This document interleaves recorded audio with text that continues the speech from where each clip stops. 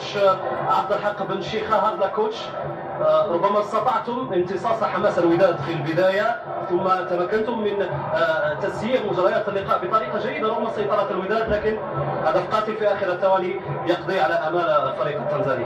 صحيح أن درنا مباراة يعني محترمة جدا.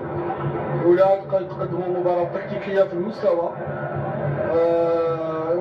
نقص الخبرة، نقص الماتيريتي باش ناخذوا هدف في على كرة ثابتة في آخر الدوري، يعني ما عندهاش تجرحك كثير.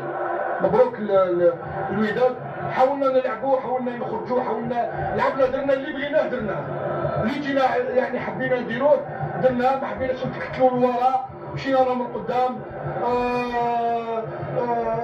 يعني سيطرنا، ضيعنا رانا قريب 3 أو 4 فرص نت. خسارة كان على الأقل ماتش يعني يكون تعادل، على الأقل نمشيو كل واحد حاجة، لكن هذه كرة القدم هذه أحكامها. مبروك الوداد وهارد لك لينا إن شاء الله، عندنا مباراة جاية إن شاء الله نستغلوها. نعم كوتش، كيف ستكون ردة فعل في المباراة القادمة بدار السلام؟